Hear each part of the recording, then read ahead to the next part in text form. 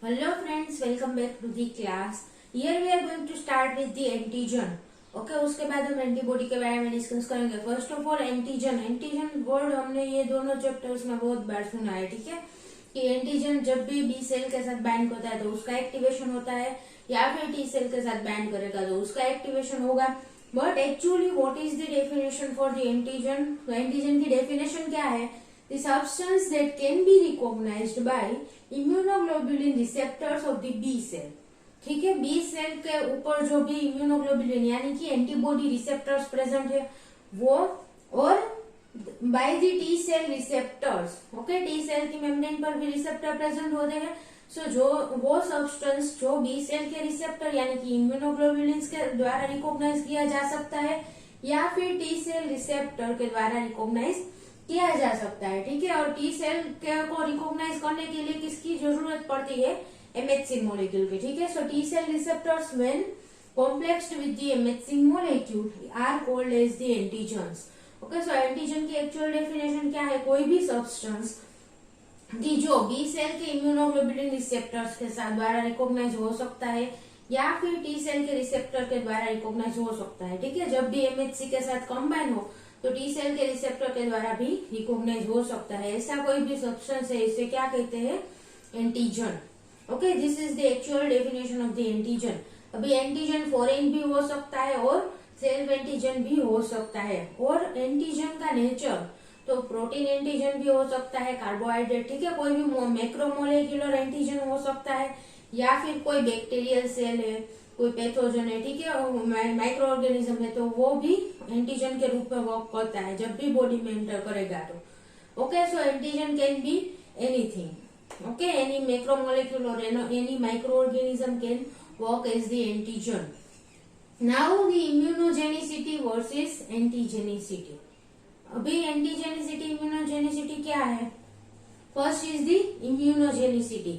Immunogenicity is the ability to induce the immune response. Okay, कोई भी substance है, कोई मॉलिक्यूल है, उसकी ability to induce the immune response. Immune response को इंड्यूस यानी कि स्टार्ट करने की एबिलिटी है. ऐसे मॉलिक्यूल को क्या कहते हैं? ऐसी एबिलिटी को क्या कहते हैं? इम्यूनोजेनिसिटी.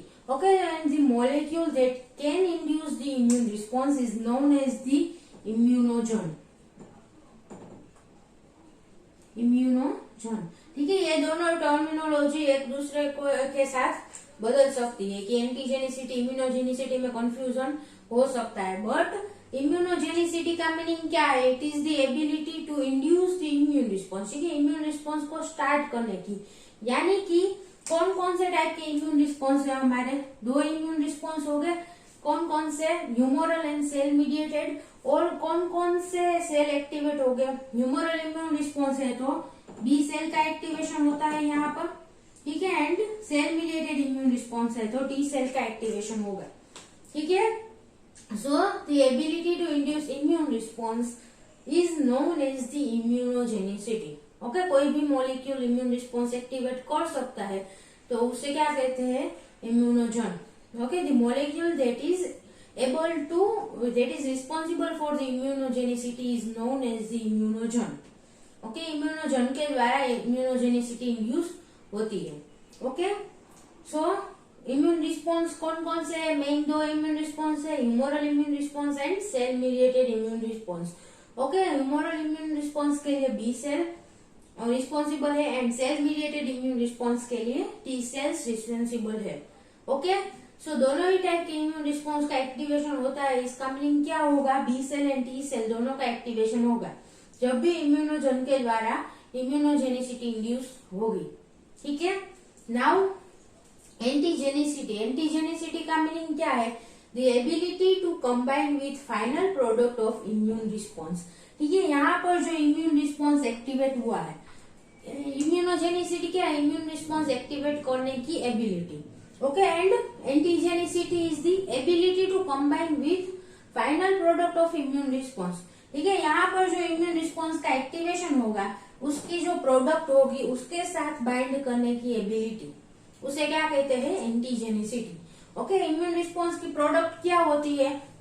अभी यहाँ पर हम देखते हैं. ठीक है, B cell plus antigen. Okay, immunogen को कॉमनली एंटीजन भी कहा जाता है। Okay, and here the antigenicity, the molecule that is responsible for the antigenicity is known as the antigen. Okay, so जो मॉलिक्यूल इम्यून रिस्पॉन्स की final product के साथ bind कर सकता है उसे क्या कहते हैं, एंटीजन।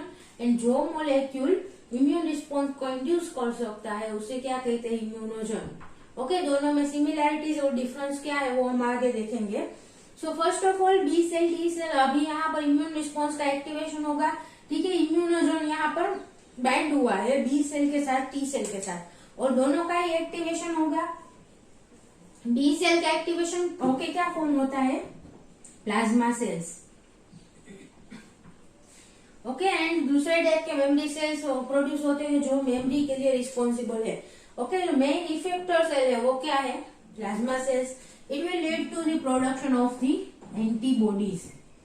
ओके, इम्यूनोग्लोबुलिन्स और एंटीबॉडीज का प्रोडक्शन होगा by the plasma cell. Okay, so B cell यानी कि ह्यूमरल इम्यून रिस्पॉन्स इंड्यूस हुआ है यहाँ पर, उसकी प्रोडक्ट क्या है, एंटीबॉडीज। ठीक है, we can say that antibodies are the product of the humoral immune response. Okay, now T cell का एक्टिवेशन होगा तो क्या होगा, it will be activated into the effector cell,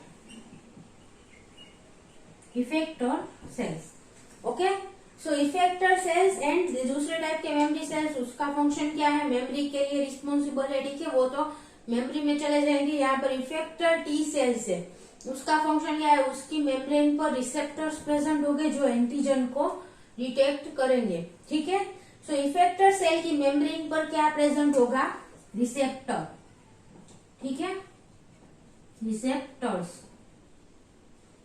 so this is the product of the T cell यानी कि cell mediated immune response. ठीक है, cell mediated immune response की प्रोडक्ट क्या है, तो activated receptors on the membrane of the effector cells. Okay, effector cells receptor. So antigenicity यानी कि ability to combine with final product of immune response, and immune response की final product क्या है, antibodies and effector cells और receptors on the membrane of the effector cell, effector T cells. Okay, so ये दोनों है वो immune response की product है। ये किसके साथ बाइंड करेंगे, they will bind with the antigen. Okay, so ये दोनों का ही काम क्या है, एंटीजन के साथ बाइंड करके उसको रिमूव करना। ओके, सो इन दोनों का कनेक्शन समझ में आया। इम्यूनोजेनिसिटी यानी कि ability to induce the immune response. ठीक है, इम्यूनोजेनिसिटी में इम्यून रिस्पॉन्स एक्टिवेट होगा, then it will activate the B cell, T cell, immune response का एक्टिवेशन होगा। इसका मीनिंग क्या है, बी सेल का एक्टिवेशन होगा, टी सेल का एक्टिवेशन होगा, then B cell will lead to the production of the antibodies, T cell will lead to the production of the activated T cells that are the effector cells. Okay, so effector T cells की membrane पर receptors present हो गए that are specific for the immunogen. Okay, जिसके द्वारा वो immune response induce हुआ है उसके लिए specific receptors present हो गए। ठीक है, now this both the product of the immune response will bind with the antigen. Okay, तो ये दोनों ही जो है वो किसके साथ बाइंड करेगा, यहाँ पर जो इम्यूनोजन है यानी कि इम्यूनोजन को एंटीजन भी कहा जा सकता है। ठीक है, सो उसके साथ बाइंड करने की जो एबिलिटी है उसे क्या कहते हैं, एंटीजेनिसिटी, और जिस भी मॉलिक्यूल के पास ये एबिलिटी है उसे एंटीजन कहते हैं। ओके, सो यहाँ पर जो इम्यूनोजन है वो इस प्रोडक्ट के साथ भी बाइंड कर सकता है। ठीक है, immunogen can also bind with both this product of the immune response. Okay, or we can say that immunogen is also antigen, क्योंकि ये भी इसके पास भी एबिलिटी है to bind with the product of immune response. So immunogen को antigen कहा जा सकता है। ओके, बट एंटीजन के पास कोई एंटीजन ऐसे है जिसके पास इम्यून रिस्पॉन्स एक्टिवेट करने की एबिलिटी नहीं है, तो उसे इम्यूनोजन, सारे के सारे जो एंटीजन है वो इम्यूनोजन नहीं है। ठीक है, there are some antigen which can not induce the immune response. Okay, कुछ एंटीजन ऐसे है जो इम्यून रिस्पॉन्स की प्रोडक्ट यानी कि एंटीबॉडी टी सेल रिसेप्टर उनके साथ बाइंड कर सकते हैं पर इम्यून रिस्पॉन्स को एक्टिवेट नहीं कर सकते। ठीक है, so they are simply antigen, उसे इम्यूनोजन नहीं कहा जा सकता। Clear, but all the immunogens are antigen, जिसके पास इम्यून रिस्पॉन्स एक्टिवेट करने की एबिलिटी है वो इम्यून रिस्पॉन्स की प्रोडक्ट्स के साथ बाइंड भी कर सकता है। Clear? So all the immunogens are the antigens but all the antigens are not immunogen. ठीक है, कुछ एंटीजन ऐसे हैं जो इम्यून रिस्पॉन्स एक्टिवेट नहीं कर सकते, बट एक बार उसके अगेंस्ट के एंटीबॉडीज या फिर टी सेल रिसेप्टर फॉर्म हो चुके हैं तो उसके साथ वो बाइंड कर सकता है। ठीक है, सो ऐसे मॉलिक्यूल के एक्टिवेशन के लिए कुछ और मॉलिक्यूल उसके साथ हमें कंबाइन करना पड़ता है to induce the immune response. Okay, so those antigen which can not induce the immune response but can bind with the antibodies and T cell receptor are not called as the immunogen. Okay, उनके activation के लिए इस type के antigen जो है जो immunogen नहीं है उसके अगेंस्ट के एंटीबॉडीज या फिर टी सेल रिसेप्टर कैसे फॉर्म होंगे? By mixing this type of the antigens with other antigen. ठीक है, ऐसे एंटीजन है जो इम्यून रिस्पॉन्स एक्टिवेट नहीं कर सकते, उसको दूसरे इम्यूनोजन टाइप के एंटीजन के साथ कंबाइन करके बॉडी में इंड्यूस किया जाता है। ठीक है, सो इसकी वजह से क्या होगा? इम्यून रिस्पॉन्स एक्टिवेट होगा और दोनों ही टाइप के एंटीजन के अगेंस्ट में antibodies and T cell receptor form हो गए। ठीक है, सो एंटीजन इम्यूनोजन में डिफरेंस समझ में आया? All the immunogens are antigens. ठीक है, क्योंकि जो एक्टिवेट कर सकता है इम्यून रिस्पॉन्स को वो उसकी प्रोडक्ट के साथ बाइंड भी कर सकता है। ठीक है, and all the antigens are not immunogens. Okay, क्योंकि एंटीजन कुछ ऐसे है जो इम्यून रिस्पॉन्स एक्टिवेट नहीं कर सकते पर एंटीबॉडी टी सेल रिसेप्टर के साथ बाइंड कर सकते हैं। ठीक है, सो ऐसे टाइप के एंटीजन का एक एग्जांपल है हेप्टेन्स। Okay, heptans are the molecule that are antigenic but not immunogenic. Okay, वो एंटीबॉडी टी सेल रिसेप्टर के साथ बाइंड कर सकता है पर वो इम्यून रिस्पॉन्स एक्टिवेट नहीं कर सकता। ठीक है, इसीलिए हेप्टेन्स को हमें किसी और इम्यूनोजन के साथ मिक्स करके बॉडी में इंड्यूस करना पड़ता है to activate the immune response against the hapten. Okay, इसके अगेंस्ट के एंटीबॉडीज है टी सेल रिसेप्टर फॉर्म करने के लिए, बनाने के लिए बॉडी में इसे किसी और इम्यूनोजेनिक एंटीजन के साथ बाइंड करना पड़ेगा। Clear? So immunogenicity antigenicity difference समझ में आया? Immunogens are the molecules that are able to induce the immune response. Okay, and antigenicity is the ability to combine with final product of the immune response. Okay, so immunogen की वजह से immune response activate होता है और antigen की वजह से antigen का काम क्या है? To bind with the product of the immune response. Okay, antibody T cell receptor के साथ बाइंड करना। Okay, so all the antigens are not immunogen, all the immunogens are antigens.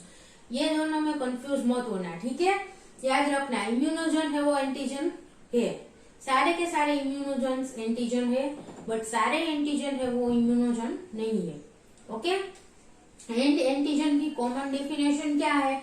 The substance that can be recognized by immunoglobulin receptors और B cell receptors.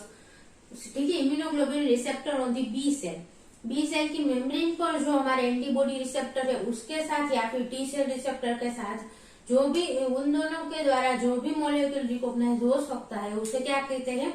Antigen. Okay, clear this much? So in our next lecture we will discuss about the factors influencing the immunogenicity.